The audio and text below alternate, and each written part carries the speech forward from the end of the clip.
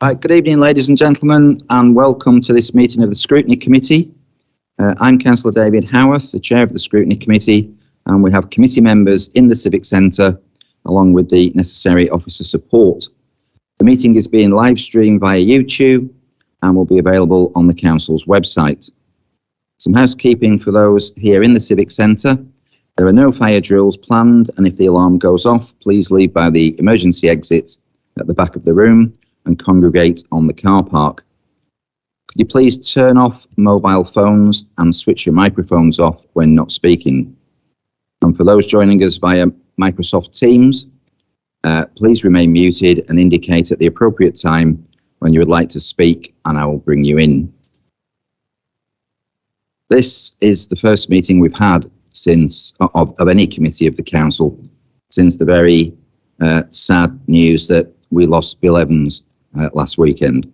So could I ask you all just to stand for a minute's silence?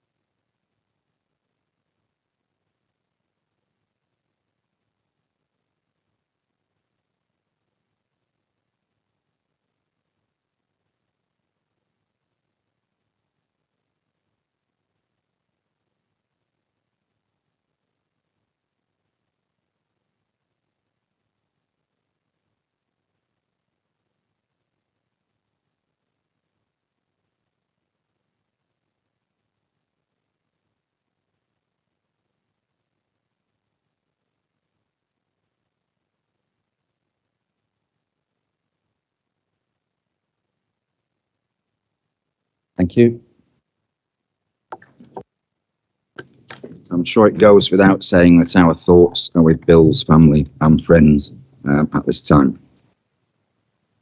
Councillor Blinsky-Gelder is unfortunately too unwell to attend the Scrutiny Committee this evening, so the item 6 on community wealth building has therefore been withdrawn from the agenda and will be rearranged for a future date. Could I ask for apologies for absence? I've got Councillor Michael Green and we have Councillor Jackie Mort substituting. So welcome to Jackie for this evening. Do we have any declarations of interest? If not, if we can move on to the minutes of the meeting on Tuesday, the 8th of February, can we agree those as a true and proper record? Thank you.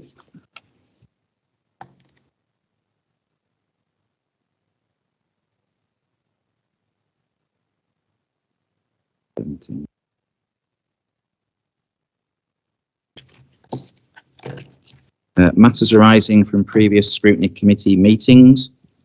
There are a number there that have now been completed, if we can remove those. We do, however, still have some outstanding items, and the Pemberton Master Plan appears to be one of them. We should have been moving forward on this in January, so I wonder if there is an update on that.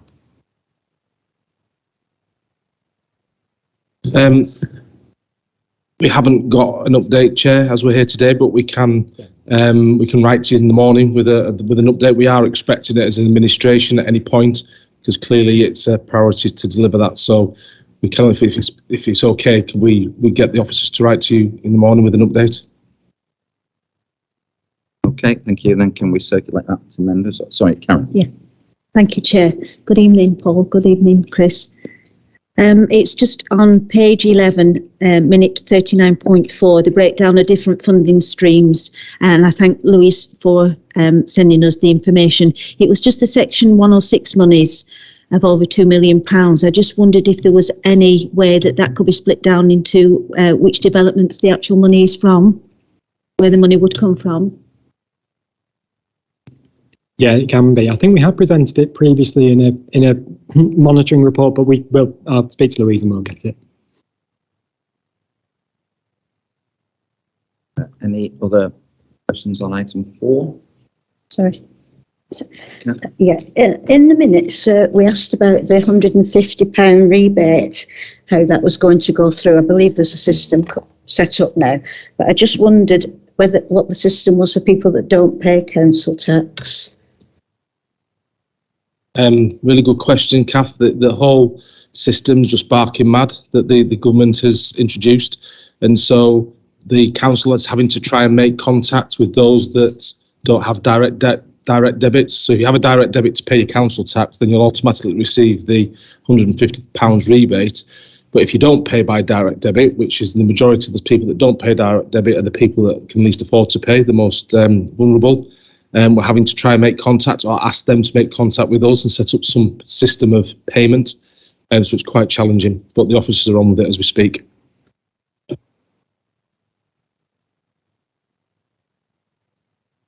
Anything else on item 4?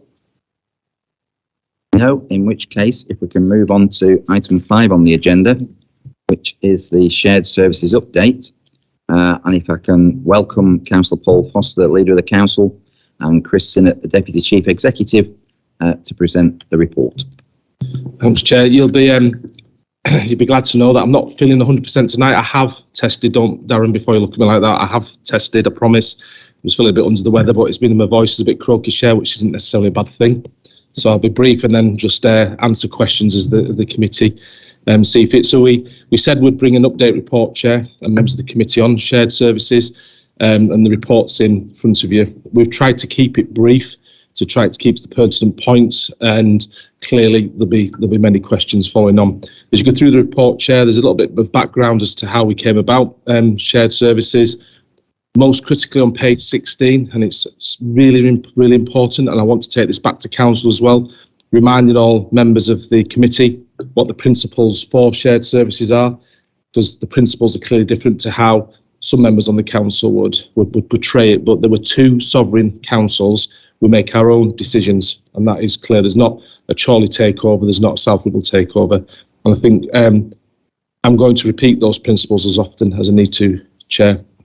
There's then some notes on the performance monitoring that we have in place for shared services, and hopefully the committee would agree that it's a very robust reporting mechanism. There's the Shared Services Joint Committee, there's quarterly monitoring reports, and an annual review that's presented to council as well.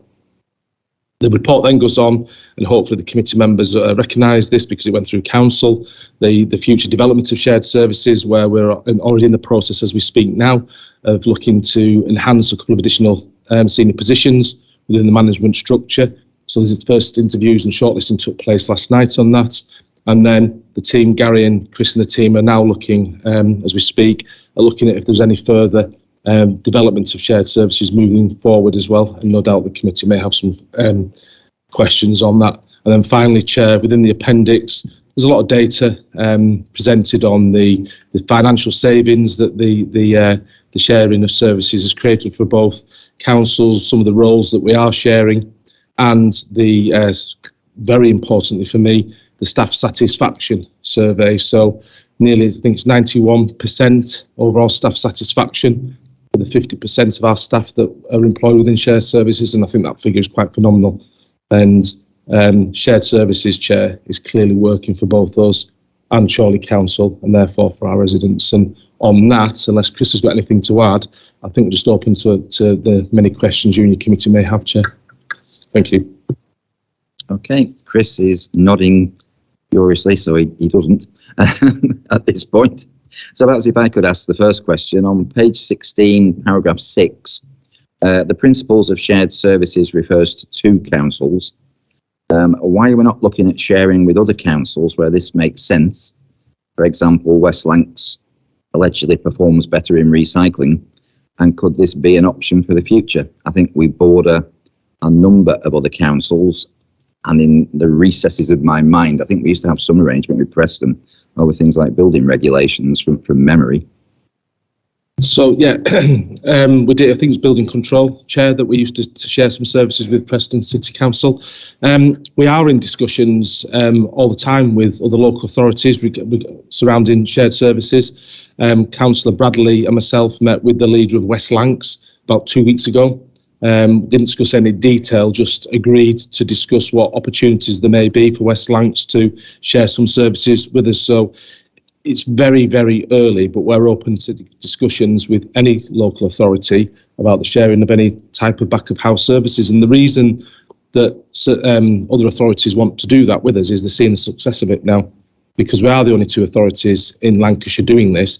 In fact, I think we're the only authority in the northwest of England. So there's not many, if there are, local authorities sharing services as we are. So the answer to your question is that's forming part of a review moving forward, and we're always open to any requests to look at any services. For me, planning, we do a local plan with Preston as well, don't we? Central Lancashire local plan. So maybe that's one area we could look at, Chair. Just as a follow-up, I think when we first started the process of shared services, it was even suggested that we may be able to utilise the depot at Moss Side for private companies for things like MOTs and maintenance on vehicles or whatever. Is that something that may be looked at?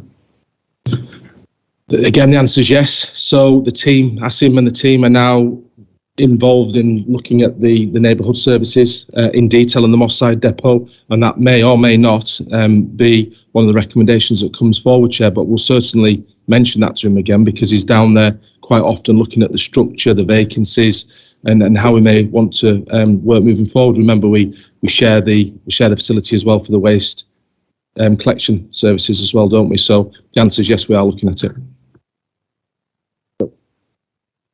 Thank you, Chair.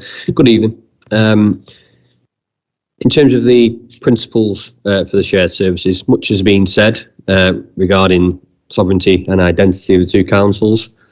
I'd like to know how do we deal with the different cultures and the way of working between each council, as clearly they will be different. How can we look at that and obviously still maintain our sovereignty and identity? Well, I'll go first and then I'll let Chris dive in, because much has been said, Will. Too much has been said, to be honest with you. The facts are this, that we are two sovereign authorities. The only people responsible and making decisions for South Ribble are South Ribble councillors. That's fact. We're not a unitary. There's no takeover, and I'll say that every single time. As much as I get on with Councillor Alistair Bradley, Councillor Alistair Bradley does not have influence on what happens in this authority. And you only need to look at the two councils, take a close look at what's happening in the two authorities. We still do things very, very differently. We do. But there's 50% of our staff are in that shared environment. So let's not, kid anybody. It's quite challenging for them at times to do things one way in South Ribble and another way in Chorley. But that's why you'll remember, Will, there's a raft of policies that we've worked on together to try and align, so that at least the policies are the same. It makes the delivery of the services that little bit easier. I think this is, and I'm going to pass over to Chris now, this is an issue and a challenge for the staff to, not come and say this is how we do it in Chorley or this is how we do it in South Ribble, but they're doing a good job. And so I think it's just the professionalism of the team, but also understanding the priorities for the two different councils as well. Chris? So yes, Paul's right. The founding basis of it is that the two councils are sovereign, so each council can make different decisions on its policies and how it prioritises its services. We have got 50% of our staff shared. Actually, what that means is actually you've got, in some ways, a triple challenge, because you actually have a group of South Ribble only staff, a group of shared staff, and a group of Chorley staff, and actually you have different cultures. But I would argue actually you get different cultures in different parts of different organisations anyway. If people are working in Gateway, there will be a different culture sitting in there as opposed to legal or democratic services. And so part of the work that we're doing, Councillor Foster highlights, is around aligning processes and aligning policies. So where they're about how we operate an organisation rather than something that's front-facing and councillors want to have something to say over it, we're aligning them. So if you look at, for example, our HR policies, they are now entirely aligned. So our HR policies work. Now, actually, from a manager's point of view, that's a huge benefit, because I don't need to remember if I'm managing an attendance policy here, there, or somewhere else, I'm working through the same processes. We're also increasingly aligning quite a lot of our organisational development work. So we have, I think actually I talked about this at the last meeting, Passport to People Managers Programme. That is a programme that is training managers, supporting them to be as good managers as they can be. That's a single programme that's running across the two councils. And actually, I think that's one of the hidden benefits potentially of shared services, is actually you get to build networks across the two councils, even if services aren't shared. So actually, our planning services aren't shared, but increasingly the planners will be able to talk to each other and have that bigger professional network to talk to each other. It is a challenge. We'll get there in the end by doing things like staff sessions together, development programmes together.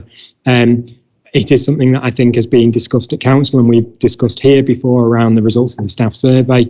And some of that, we just need to continue to do good management, and good management is also about adapting to the circumstances. So you might manage differently a group of staff who are based at Chorley to a group of staff that are based at South Ribble, just because actually the organisational focus and priority is slightly different. And that's why we need to put great emphasis and investment into our staff, to help them to work differently, because actually working in a shared environment is just different, and you need to learn it in the same way that you need to learn new skills as they come up. Karen. Thank you, Chair. So it's pleasing to see the list of improvements in the report, but what do you, in your view, see as the major successes of shared services, and what has not gone as well, and what have you learned? Thanks for the question, Karen. I think the whole concept is an overwhelming success because it was a real challenge. As I say, we've got 50% of our staff, and as Charlie had 50% of their staff, are now employed in the shared services, which is a significant number. And I think we can see as council, though in both authorities, you look at the areas of the business, for want of a better word, that within that shared service environment, it is functioning really, really well. And now, in South Ribble, we have a great resilience now to what we're doing and to the staff that we didn't have 3 years ago. And it's also created a raft of new opportunities for all our staff as well. So that's really, really pleasing. Has it gone to plan? No, it's not. And I've met the unions, I've met the staff, and I've apologised to the staff because there's been some tough decisions that we've had to make, particularly around ICT, but we had to get on with it, Karen. We had to do it. Would we do it differently today than we did it last year? Yes, we would. Have we learned from it? Yes, we have. And, we've got to move on. And we do learn from our mistakes. So, yeah, the ICT was a challenge. The gateway was a challenge as well. And I think the gateway reorganisation was more miscommunication than anything else. Because, again, I've met with the gateway staff today, and the gateway staff are in a different position today, most clearly than they were at Christmas. By also adding in some other additional factors like changing all the word I can't say, telephony, the telephones. Yeah, you know what I mean, don't you? All those back of house services as well, changing them at the same time during a pandemic. But, it provided a challenge for the team, but the team have come through and they've delivered. So, we needed to get on with it. We've got on with it, but there's been some challenges, Karen. Of course there is. But as I said when I met the staff today, come the summer, I think the whole environment will be totally different, and the staff will be in a much better, stronger position. Yeah, Chris, just. Sorry, Karen. I just had from my point of view, the things that actually went well. I was doing a development thing for myself over the beginning part of this week, and there was someone put something up that had been said that actually in local government, often the main thing to do is get the boring bits right. And actually, if you put it alongside the fact that we were managing a pandemic at the same time, one of the greatest benefits of shared services was actually our ability to cope for those 2 years of the pandemic. That yes, it gave some challenges, and it was harder to get to know people, and it was harder to develop that culture that we were just talking about. But actually, it did give us that greater resilience, and it gave us that greater ability to cope with the demands of running a local authority and also dealing with the pandemic. That's alongside the savings that have been made, which are pretty substantial. and making sure that we've strengthened the governance framework for both councils. From my point of view, in terms of things we could have got better, actually, there is probably always something. I think that we often didn't separate when we were dealing with issues that was affecting one council and maybe not the other, because we were doing it at the same time as doing shared services. I think sometimes we weren't clear enough that actually this is not shared services that is creating this change and this disruption. Actually, it's just the normal running of an organisation where we will come across issues and need to tackle them and need to make changes. And I think too often we were very focused on this is shared services, and actually that's where the communications then becomes difficult, because people can put everything that feels disruptive in the organisation and say it's because of shared services. Actually, quite often it wasn't. We needed to do it anyway. It's just that we were doing it as part of that work, and I think we needed to communicate that better. So the 50% of the South Ribble staff that aren't employed by shared services, how are you going to get them to be, take part, really embrace all the benefits of shared services going forward, and not to let them feel as though they've been left behind or not consulted or whatever. That's a challenge in itself, isn't it? Yeah, and it's been identified, because hopefully members of the Scrutiny Committee will all remember that the budget meeting that we just had with the Administration, Councillor Matthew Tomlinson accepted that there's a 50% of our staff that are, you could argue, well, it's not argue, are on terms and conditions of employment that aren't as good as the shared service team. So we've committed as an administration that to offer the enhanced terms and conditions to all staff within the organisation, and for that to be in place within the next 12 months. And it's been budgeted for as well, because there was a financial cost to that. It was interesting today meeting the staff, one of them from shared services, saying, you know something, he said, I have to work an hour less a month now, I still get paid for it. And she was really chuffed, honest, genuinely, and it's I think it's only just clicked when they were doing the actual clicking in, and when they show the flexi hours and all the rest of it. But little things like that mean a lot to the staff, mean a lot. So it's been recognised, it's budgeted for, and as I say, we've met with the unions, we've met with the staff, and the direction of travel is definitely going the right way now. Okay. Well, yeah, thank you. I was just wondering if there's any jobs available. If there's Fortunately, actually, I think you're precluded from being an officer, but if you want to resign as well, we'll have a look at it, Will. Jackie.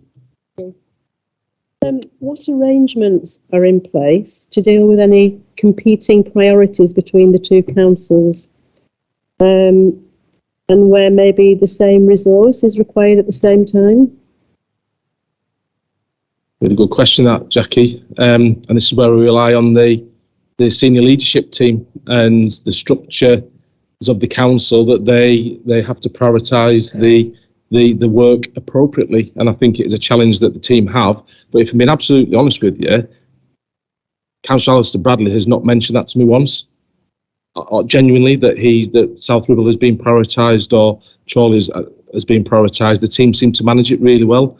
But this is why we need such a good senior leadership team, because they have to be able to manage the priorities across the two authorities. I'm as demanding, no doubt, as Alistair, and we keep an eye on the data, we keep an eye on the performance, and we rely on the team to do the job, Jackie. Ultimately, we can't dictate to them what they do in Chorley and what they do. It'd be unfair of us to do so. They have to do everything, basically. So have we come across this already? Just before Chris comes in, what we do in the shared services environments and in the joint committee, when we're looking at individual areas of the businesses, for example, ICT was where we already prioritised that 60% of the resource is going to support South Ribble over the next 12 months, because clearly our demands are higher than Chorley's. So that's what we do as part of the annual planning process for the two authorities. We try as early as we can identify where there's a particular issue, and at that point extra resource is allocated, and it's as part of the budget process. You remember from the budget papers, I think it might even be in the annex there, it's not always 50-50, the share of costs, and that's where the senior leadership team, Gary and Chris, identify early on where there may be some additional resource required in either or of the the authorities. And so I thought thorough planning, really. And that really is the answer. It's about us predicting forward. So the example that Paul gave is one. We also have a slight difference in the events team, where we're paying differentially between the two councils. What also happens is it's part of just our normal good running of the organisation. So the various things that we've introduced around business planning and performance management framework, they're designed to make sure that people are looking forward and saying, where might I have those competing priorities, and that we can then put resources in place to deal with it. In terms of directly competing, off the top of my head, no, I don't think there has been direct kind of issues where we've said, well, we can't deliver one or the other. There are occasional, in fact, it feels more often actually, where there might be a clash. The most direct one is a clash of a meeting. So sometimes we might have this here and at the same time a briefing over at Chorley. And what you'll find is that that's where we will work as a team and make sure that one person is briefed on someone else's items and the rest. And that probably is the most obvious example. So, for example, occasionally you might find that I'm here, but Vicky Willett is over at Chorley at the same time. And that's probably the most obvious example because they're time bound and they can't be changed. The other one would be the elections, where I did an enormous number of steps in a huge tennis centre because we were COVID safe. Whilst Gary was running the elections over at Chorley, we did have to prioritise. Chorley had all our elections last year, as well as the other myriad of elections that we had going on. But it's about just us making sure we've got the right people with the right skills to be able to step up and support each other. Okay, thank you for that. Point. Have you any thoughts about how the shared services has been handled around IT and customer services? I had a problem getting through to the gateway section, and I believe other members have had problems as well. I had also a IT problem where I was trying to get into the Teams meeting, one of the Teams meetings, and I just couldn't get through. I couldn't get in. And then it came on. Someone will get you into the meeting, but I sat there patiently for quite a while, and I gave it up as a bad job and started cooking a tea. Thank you. So the plan worked. Good. Joking, Colin. Joking. Look, it's well documented that we've had a number of challenges in ICT and subsequently Gateway. What I'd say to the committee as well is please remember that we've only literally, and some would argue we haven't come out of the pandemic at all, but we're literally only just coming out of the pandemic now. And there are still some of our staff allocated towards supporting the pandemic. And there's an awful lot of the staff, particularly from Gateway, that Gary and Chris relocated to support the environmental health team, for example, the communities team in dealing with the pandemic. So we had to relocate some staff.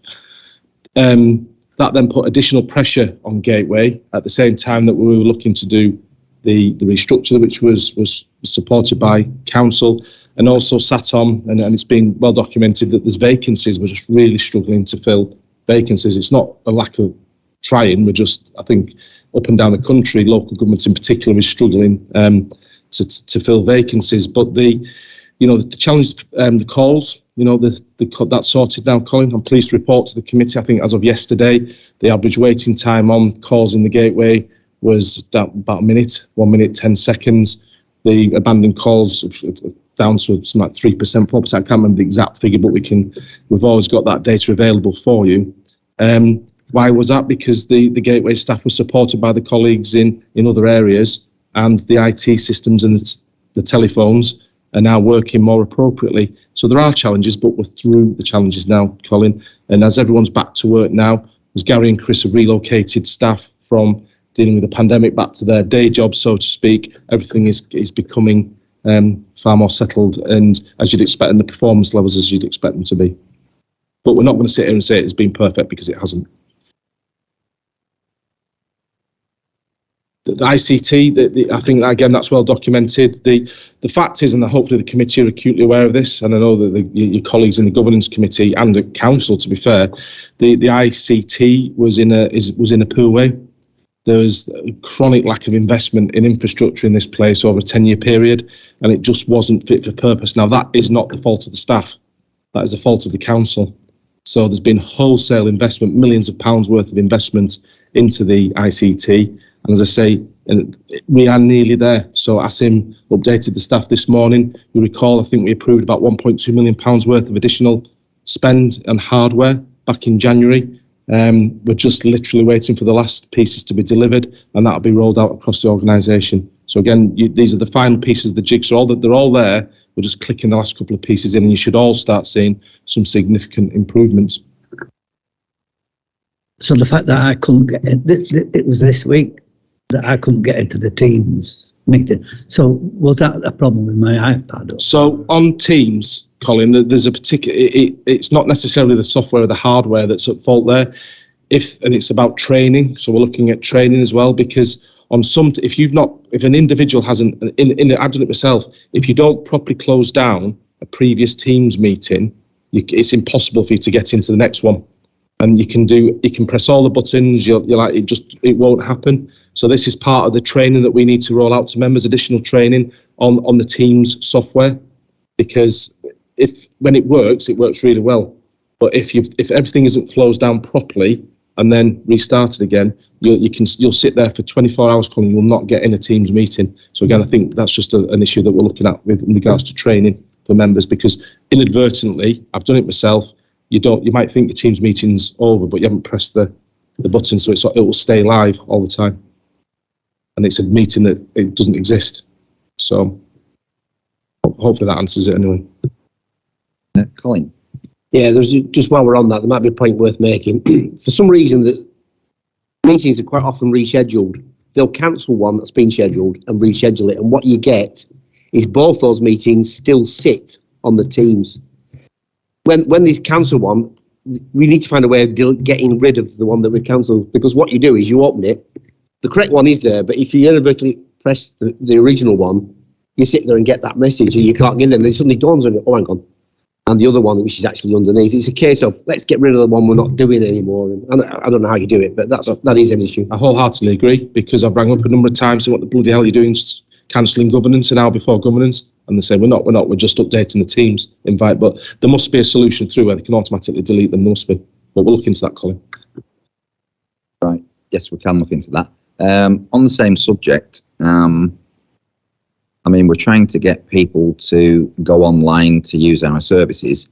I couldn't even get a green bin this week, because every time I try to order one online, I get thrown back to fill in all your personal details again. So you do it all again, you send it, and then you think you've ordered your green bin, and then you get thrown back to fill all your personal details in again. I know somebody else who's tried to check whether they've paid their green waste charge, and it tells them the password's wrong, and they know for a fact they're putting the right password in. So then your only alternative is to phone Gateway.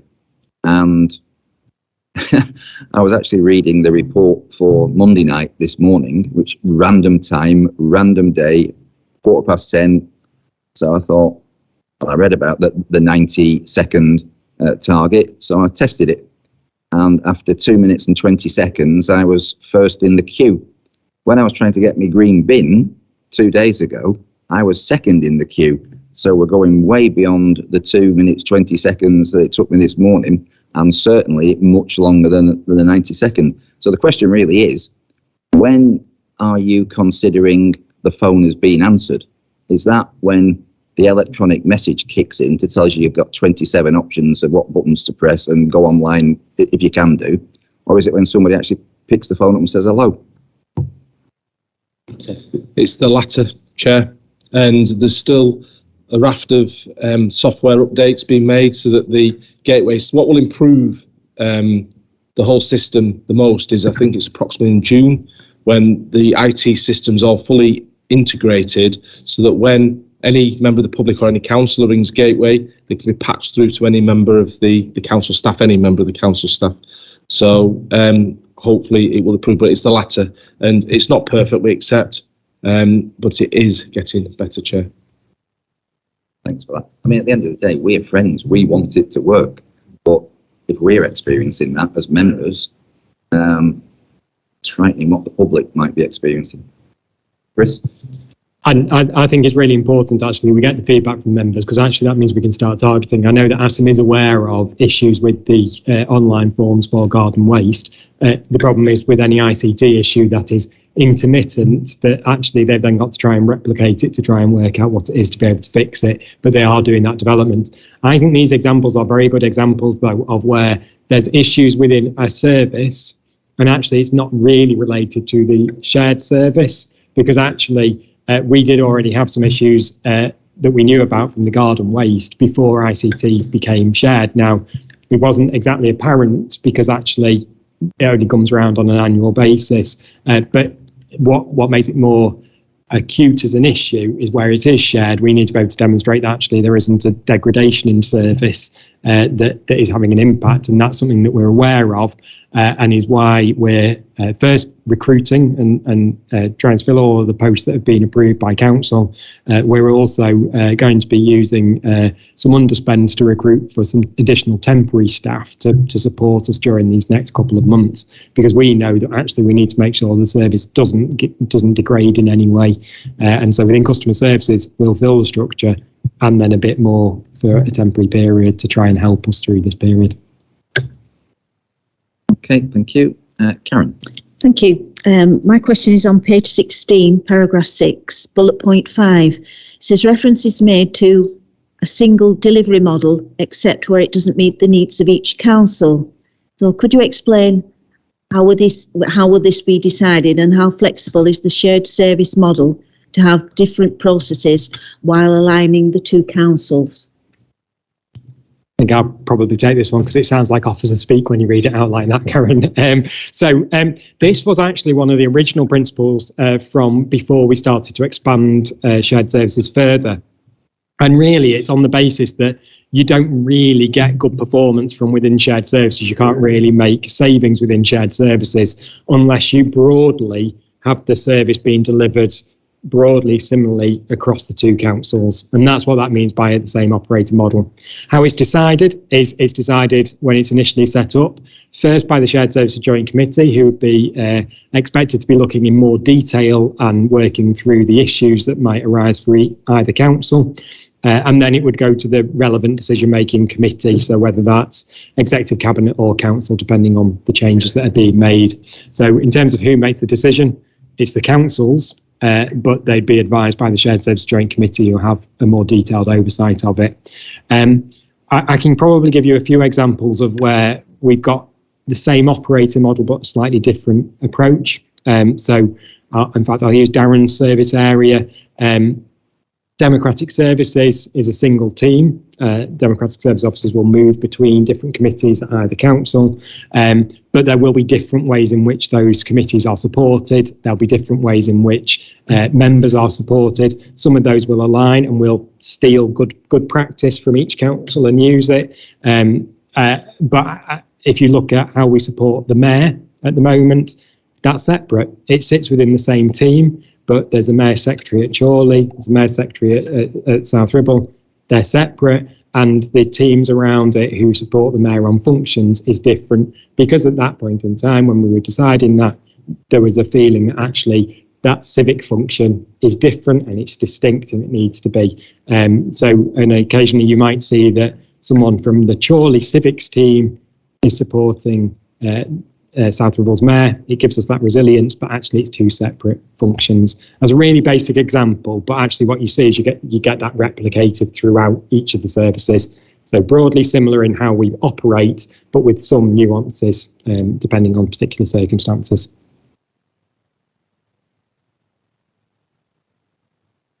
Thank you, Chair. On the same page, paragraph 8, it talks about the Shared Service Committee overseeing the shared service relationship. What role do you see the scrutiny committees at both councils, and is there an opportunity for a joint scrutiny in the future? I would love there to be joint scrutiny of the shared services. I think it'd be most helpful, and I think it's it's something, Chair, I'd thoroughly recommend that the two separate chairs of the scrutiny committees discuss, because I think it'd be most helpful. I think it'd be good for us to hear as well, and good for the scrutiny committee to understand, and listen to the questioning and views of your colleagues in Chorley as well. It was considered at the beginning of the administration whether we should set up a separate shared services scrutiny committee, but it was thought it wasn't required. Because that's your role. So, Kath, I'd thoroughly encourage some joint scrutiny. I think it'd be most helpful, and I think the shared services joint committee would welcome it as well. Jackie. Hi. My questions were about capacity, and on page 17/18, paragraph 11b. When will the review of management capacity take place, and what outcomes do you expect? It's taking place now, Jackie, and we're hoping, I think within 3 months, that Chris and the team and Gary will report back to the Shared Services Joint Committee initially. We've no idea what's going to be said. They're on with it as we speak. As I say, we're backfilling an additional 2 roles currently as well. So I would like to think by the summer there may be some papers coming to the 2 individual councils, and clearly to the scrutiny committees as well as appropriate. So it's ongoing, and we're hoping to have something back within about 3 months. A second part of the question, the review of management capacity will be helpful, but what about other levels in the organisation? How is their capacity managed to ensure they don't have unrealistic workloads and deliver for both councils? Thanks.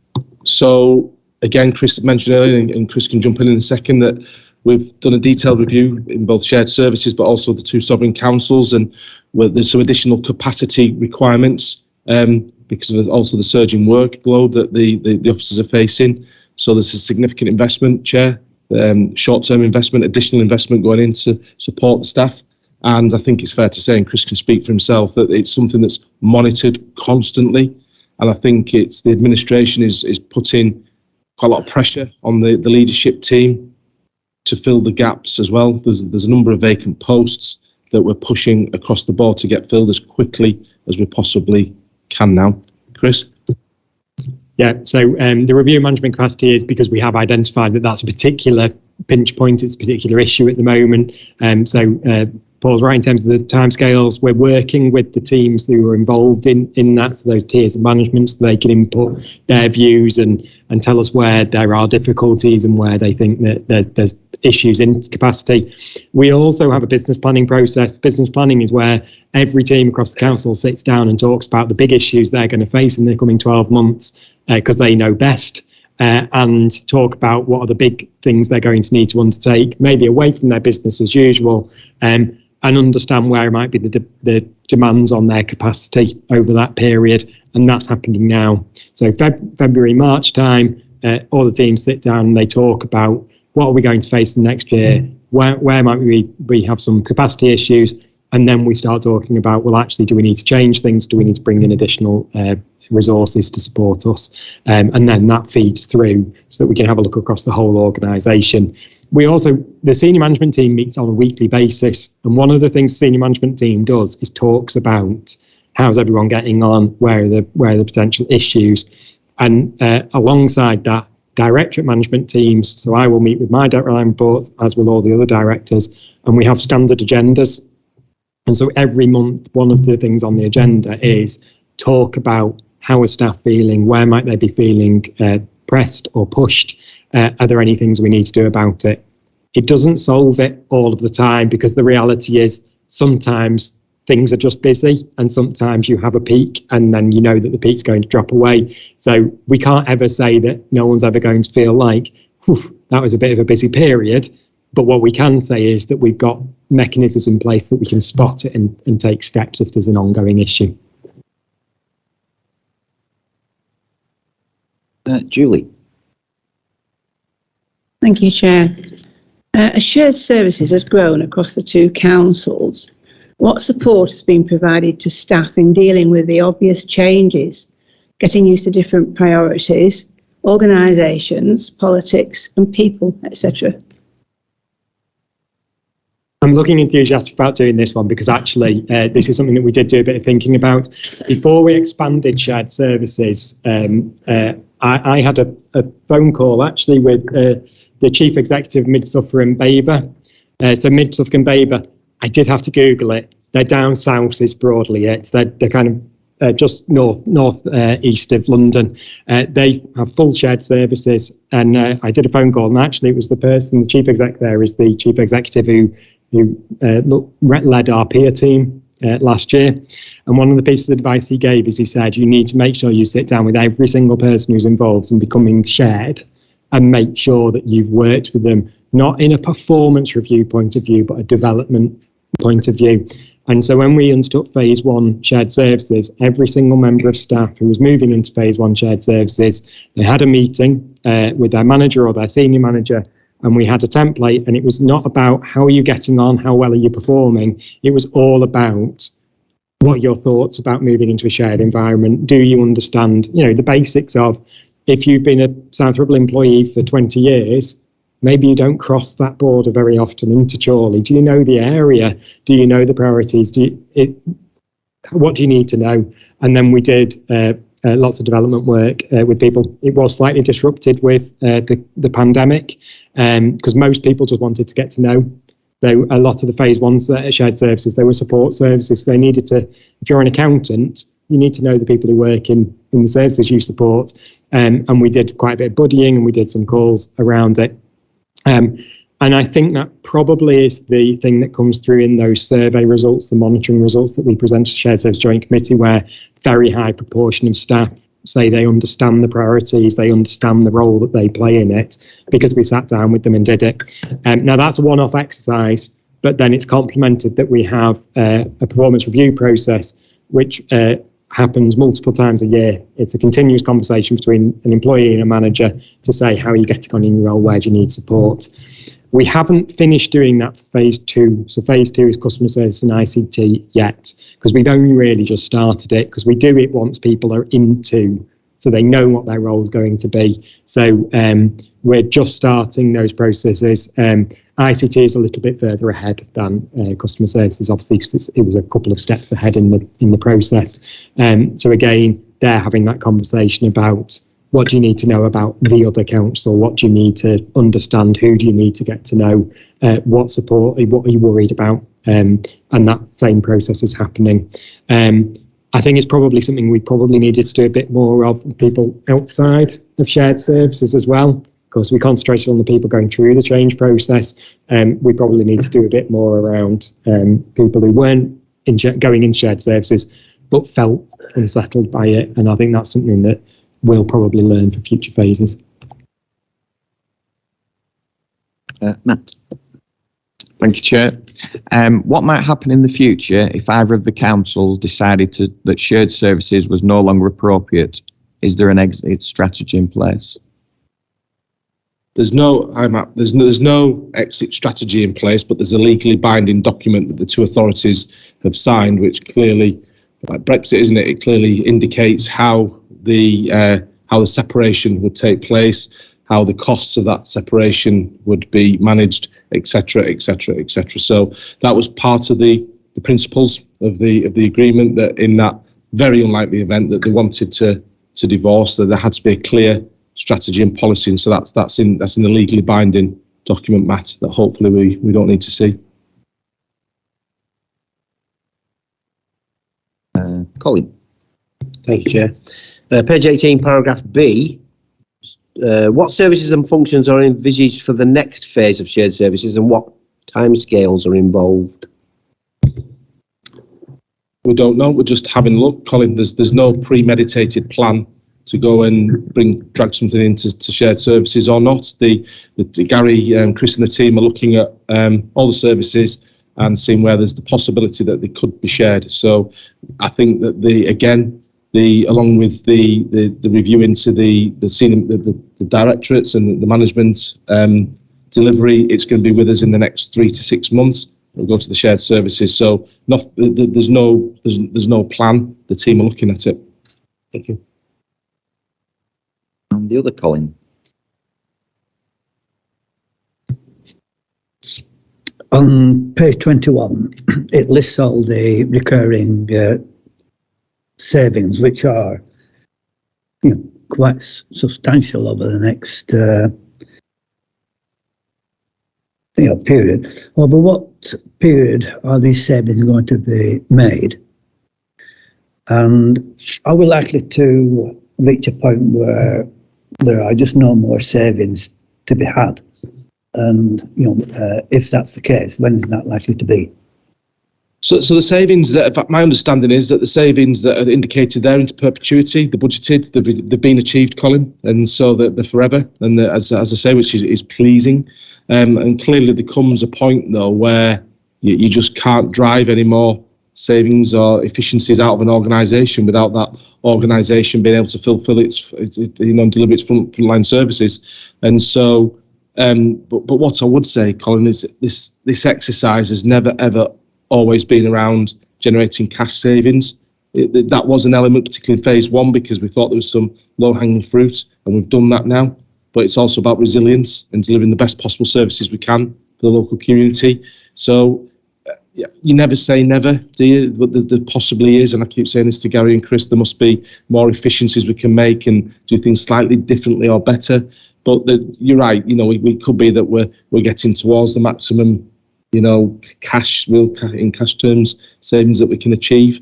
But as you say, I think we said in the budget papers that's equivalent to 8% increase in council tax, on a like-for-like basis. So it's pleasing, and clearly the team are doing well. But those savings that you see there, they're baked in, they're forever.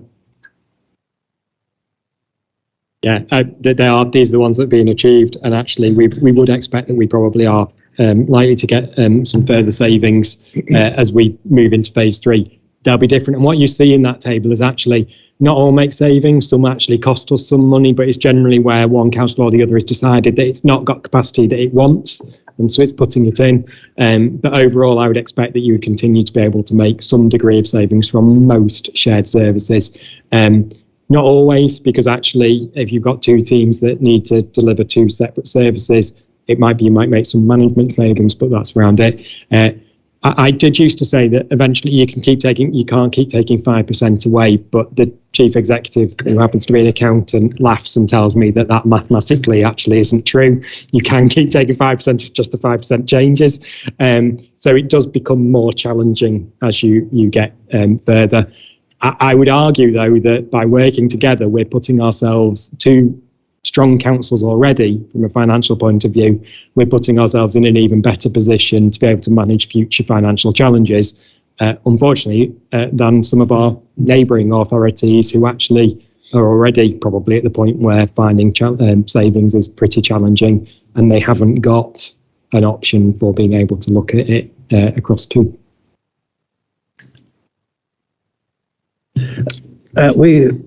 I think I'm right saying this, we're a fairly cash, quite a bit of money in the bank, aren't we? We're a fairly cash-rich council. Does that help, with these savings? And so yes, we have got reserves. The funding and financing of the council's managed exceptionally well by Councillor Tomlinson. I agree with you, Colin. And it's putting words in your mouth, I know, but the council is in a strong financial position. But remember, a lot of that is reserves, and a lot of the savings that we generate are annual, that are through the revenue side rather than the revenue budget. And so we don't like using the reserves to be topping up the revenue budget. Yeah, and so we're not doing it. If you remember, we're actually there's next budget there's a surplus, so we're putting money back into the reserve. So we are in a strong fiscal position, Colin. Yeah. Julie. Thank you, Chair. On the same page, under the same paragraph, under the governance table, why have additional costs of 57,000 been allocated to South Ribble for governance? Julie. Just to argue that this was over a year ago, so this is why both of us are looking puzzled. No, we were in a bad way, Julie. It's the governance arrangements in this council were not particularly strong. And so there was a requirement to really bolster the governance arrangement, hence the investments, and that's what that is. And so, and it was a lot of it was around the internal audit function, and so additional internal audit function was brought on board. As I say, luckily, as the committee is aware, and through a lot of good work by the team, we no longer have those governance challenges. It doesn't mean that Mr. Moister and his team are taking their eye off what's going on at all. But we just needed some investment to sort out the problems that we had. That investment has now paid fruit. But it's sorted. Karen. Thank you, Chair. My question again is on page 21, paragraph 1, the table with total savings. And I see from the original shared services, South Ribble saved £306,000 a year. I presume this has been ongoing since shared service was originally agreed in 2007. So that leaves us £338 extra savings from phase 1 and phase 2. Do you think that this is justified for the minimum amount of savings that we've had, for the maximum amount of disturbance that we've had? And how can we ensure that we get the balance between costs and quality of service correct? Thanks, Karen. As I mentioned earlier, that we do focus in on the numbers, don't we? But this was not, for South Ribble in particular, this was not just about generating cost savings. This was about bringing in resilience and bringing in a management structure and delivery service that was appropriate and adequate and legal. And that's where we are now. I don't agree with your comment, Karen, about the maximum disturbance. I thought that a lot of the implementation of the shared services in the midst of a pandemic went quite well. Yes, ICT could have gone better, but we had fundamental issues in ICT. But if you look then at the initial phase of the phase 1 of the shared services, that went really, really well. It went really well, and the team delivered that during the pandemic. I think it should be congratulated. As I say, we do concentrate on the negative. I concentrate on the negative and where the challenges are. That's what Scrutiny is about. But overwhelmingly, the implementation of the shared service agenda has gone really well for both authorities. And it's not always about cash savings. I think fundamentally the most important part for me in South Ribble is the resilience, the stability that it has brought to this authority and allowing us to now deliver frontline services and a multitude of additional projects that you're aware of, Karen. Colin. On page 22 of that table, the bottom item on the table, ICT full year equivalent budgets. This is one of the largest budgets after finance. How do we ensure value for money in ICT as part of the shared service? You've seen the business cases, Colin, that come in front of council, because every penny that's spent on ICT is approved by South Ribble Borough Council through the budget process.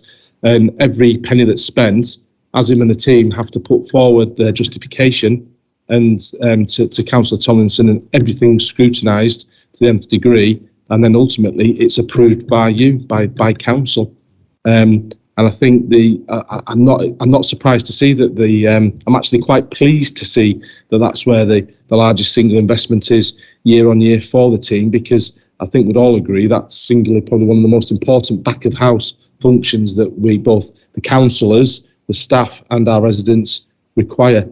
So it's difficult at times, isn't it, to see actual outcomes with IT. It's really difficult because we just all expect it to work all the time. But the value for money, again, the auditors, the external auditors look at this and they've determined that the value for money is appropriate for the expenditure that we're putting forward, Colin.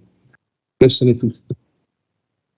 I would just add that IT, in reality, is that IT is a cost-heavy service, and increasingly so. But that's because we rely significantly more on it than we probably did 15 years ago, or even probably 5 years ago.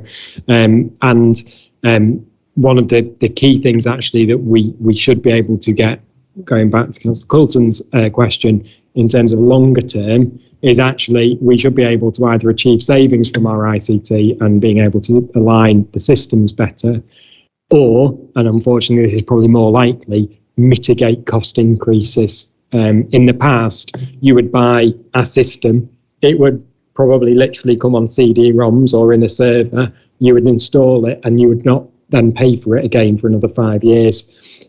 The shift is now that actually you get software as a service, you host it on the cloud, there's an ongoing cost to it, but that is more expensive but significantly more resilient, because actually someone else is undertaking the management for you, someone is keeping it secure, and you can access it from wherever you are in the world. Colin, you've got a risque question. Thank you, Chair. Page 27, the risk register. Everything is shown as green or amber. Surely, a project of this size is going to have some red items to it. Not necessarily. It's the the scoring is the scoring, Colin, and perhaps it's just working and is being managed well. But remember, this is a risk register just for the shared services. If you look at the corporate risk register for the authority, there's red on there. There is red, risks there, but it is the view of the team that the inherent risk, the managed risk, is amber. But please, an amber risk, a medium risk, is still, fairly serious and significant risk to the authorities. So, the justification is there, I feel. So, but this is your role as the scrutiny committee to understand if you're satisfied with that, or you may wish the officers to have another look. Chris? I think it is important to firstly note that this is a risk register based upon a relationship now that's been going, well, actually for over a decade, but from the significant expansion, it's been going for over 2 years. And so actually, many of the risks is actually about the relationship between the two councils and how the two councils, and we're fairly confident that we have a good understanding of where there are tensions and where there are concerns about how shared services is working, which means we can more actively manage it. Councillor Foster is right. There are risks that face shared services, but actually they're organisational risks. So off the top of my head, one of the biggest risks within our strategic risk register for South Ribble, and actually it's the same for Chorley and probably most of the local authorities, is staff recruitment and retention at the moment. And that is a risk that we face as an authority. And it would affect people within shared services, but actually we manage it as an authority. Shared services actually is one of the ways in which we think we can mitigate the risk, because we give people bigger jobs that are more interesting, more exciting, that they're more likely to want to stay for, because there is now a risk that people can work remotely, and we have got examples where people have gone and got jobs in London with a London waiting, but actually being able to work from home for most of the week with the occasional dart down the West Coast Main Line. And that is the risks of the organisation rather than necessarily in that shared relationship. So what are we doing to mitigate these risks of retention and... So on the outside of the shared service environment, Colin, it's improvement in terms and conditions to try and attract more staff.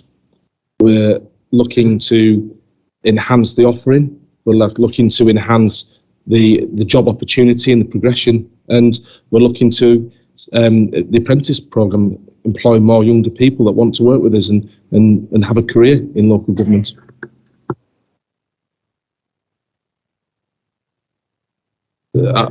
So our salaries are as competitive as they can be, but we're governed by national guidance a lot of the time, and we can't just go and offer the salaries that necessarily are in the private sector either. We are governed. So, for example, the pay award's just gone through. Then it's a national pay award for local government. It's 1.5%, isn't it? That 1.75%. But we have to pay it, but the government impose it. Okay, Jackie, I think I omitted to bring you in. Yeah, it was something that you actually commented on. It relates to page 22 and the resilience of the ICT services that we have. Most ICT is on such an evolving, moving process these days, and usually 7 years into it, you have to have a new rejig of systems. So what have you got in place that's going to kind of mitigate a sudden collapse in another 7 years? Thanks, great question, because one of the problems, Jackie, that we've had in South Ribble is we missed 2 cycles of that upgrading, and so it's constantly evolving now. So we've got ourselves to the place now where we're up to date, but it's now the role of Asim and the team to keep us there. And so there's not even although there's a stated annual review of the requirements, it's ongoing constantly, and I know the team is supported by a back of house by a big team of consultants as well, who are constantly advising us, as do the government as well. So we're at a point now, I can confirm to the committee, where we're up to date, but that doesn't mean we take our eye off the ball, though. Will, you want to come in? Thank you, Chair. Yeah, just local councils like ours have kind of been forced to look at new ways of working and things, and obviously shared services fits into that, purely because of government policy in terms of reducing the funding. Do you think other councils up and down the country will look to us as an example, and how we've done it? Thanks for the question. Well, I can tell you that they do, because I sit in lucky enough to sit in the Lancashire leaders meetings, and as I say, they look at what is it, and I'm not talking this about a powerhouse in central Lancashire of Chorley and South Ribble working together, and the proof of the pudding is in the eating. We're the only local authority in Lancashire not to raise council tax this year. So we're doing something right, Will. But leaders at Lancashire speak to us often about the shared services. And as I said earlier, West Lancs themselves have opened up discussions with us to see how they can fit in. Preston City Council want to work closer with us as well. So we're always looking. But yeah, it is noted by our friends in other authorities. Chris. Yeah, and people do. In fact, Gary was off on a LGA challenge with, I think, his arm up his back the other day, because they were looking at someone who was a shared chief executive to go and support 2 other councils that are shared.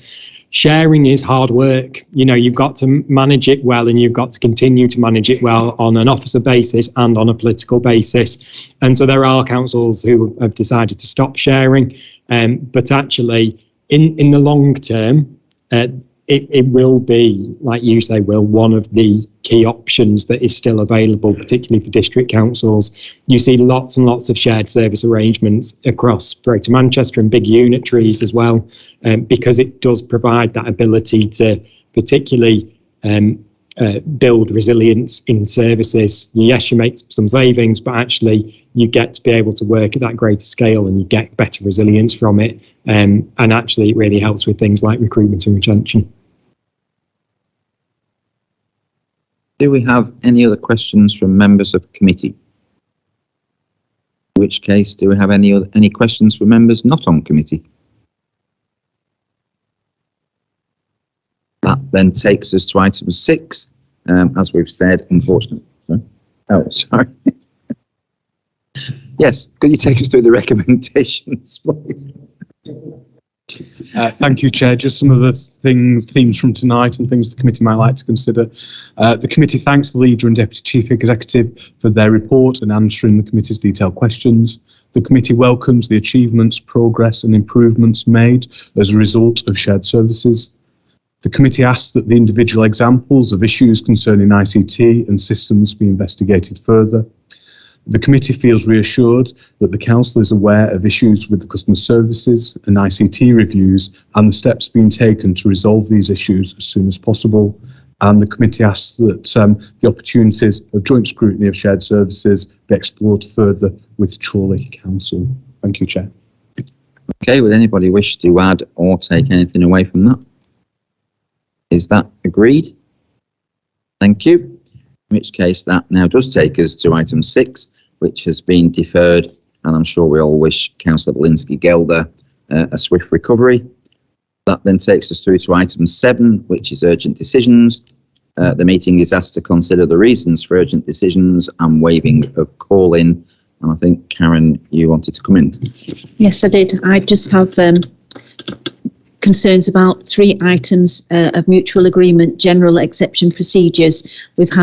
We had 3 within the 25th of January to the 9th of February. Why it was the 3? It seems that exceptional that there should be 3 the same thing in a matter of a few days. Thanks, Karen. Just quickly to answer that question, Chair, I meant to do this earlier. Councillor Belinsky-Gelder does send her heartfelt apologies. She really was looking forward to addressing you regarding her portfolio and the community wealth building, but she's genuinely not well, and so she does send her heartfelt apologies, and she looks forward to seeing you in the coming months. On to the mutual agreements, Karen. They are private human resources issues that it is just wholly inappropriate to be shared or published, and I don't actually think it's legal to do so either. So that's the reason for those, the fact that those agreements are there and published as the report says. I can confirm they're all HR issues. Well, if they're all HR issues, does that not flag up some concerns? No. They're all in the 3 individual HR issues that were dealt with appropriately. Just to be clear, a mutual agreement is where we come to an agreement with an individual, normally where they're leaving the employment of the authority, and it's setting out the terms of doing it. We have had quite a lot of change in the last 6 months, which has been the focus of quite a lot of the discussion in this meeting. But we need to be really clear that when someone signs mutual agreement, there are a number of steps that have to be taken, not least that it has to have political oversight.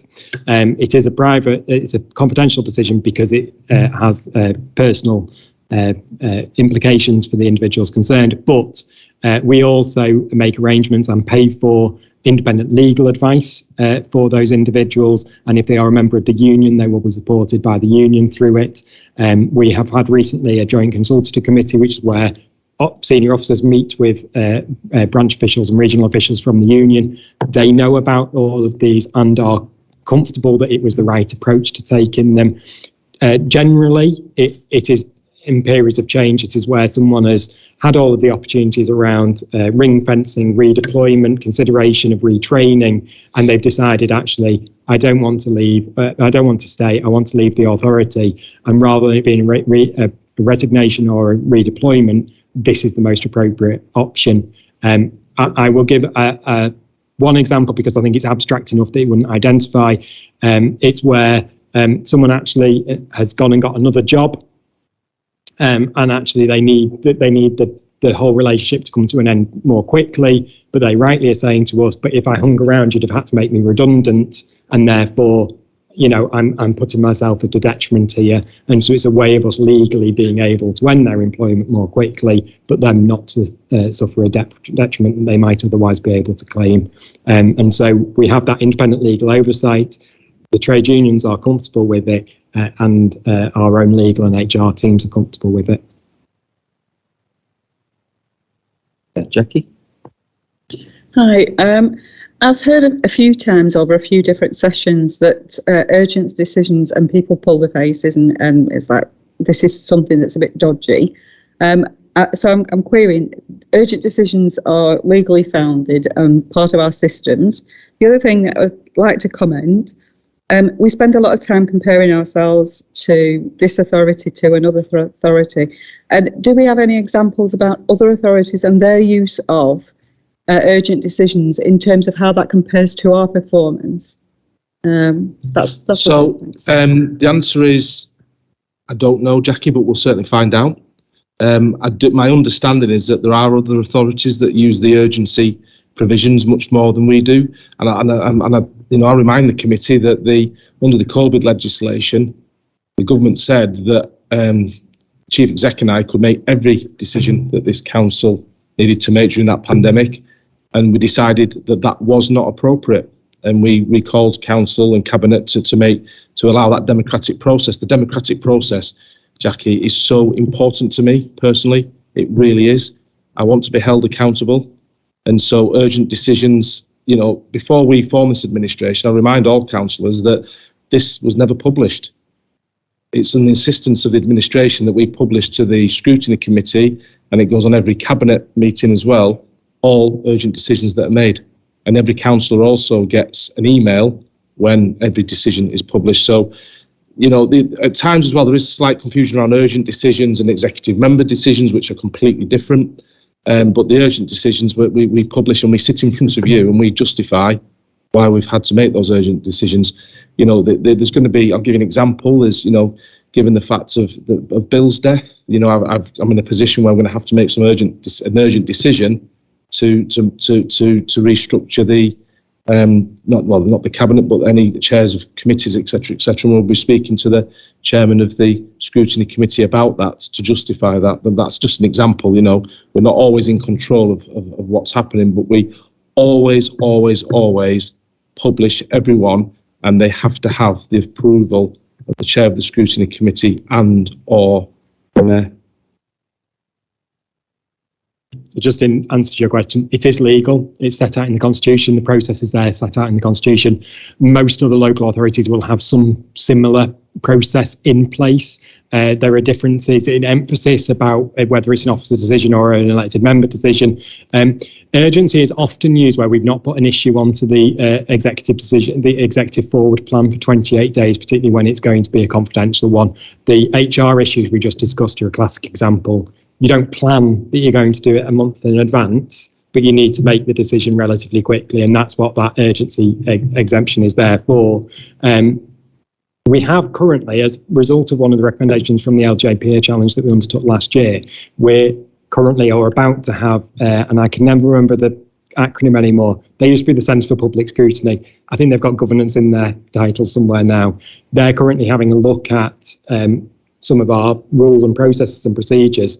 I can't remember whether this, and I'm looking across slightly at Darren to see whether he can remember exactly what was in the remit, but I think we can probably ask them, you know, what's their view of the common, how common it is. But my view is it's relatively common that this is in place. Thanks for your answer. Okay, we're all okay with that? Yeah. In which case that takes us to item 8, which is scrutiny matters. The next meeting of the Lancashire County Council Health Scrutiny Committee is not being held until Tuesday, but there is an item on there regarding restructuring of Preston Hospital, which does obviously impact on our residents. So you may want to have a look at that. 8B, meetings and training attended by Scrutiny Committee members. Have there been any? No, so nothing to report there. And then 8C is the forward plan. Darren, could you remind us of what members have brought forward so far? Thank you, Chair. There haven't actually been any suggestions put forward with regards to the Cabinet forward plan, but certainly looking forward, as this is the last meeting of this municipal year, to start thinking about the work programme for next year.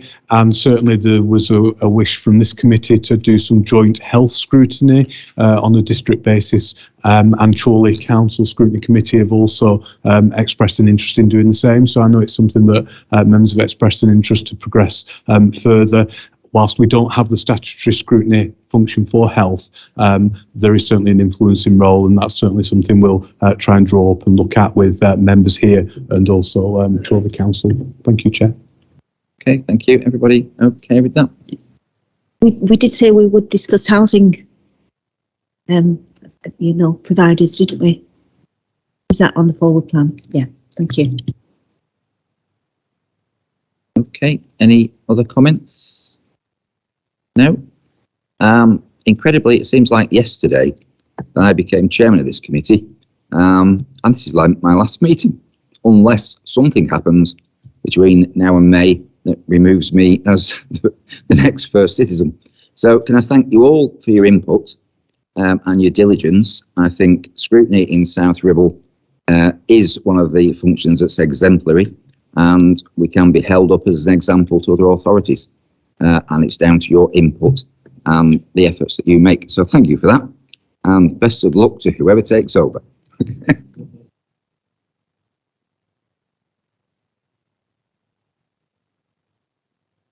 And that does end the meeting, so thank you.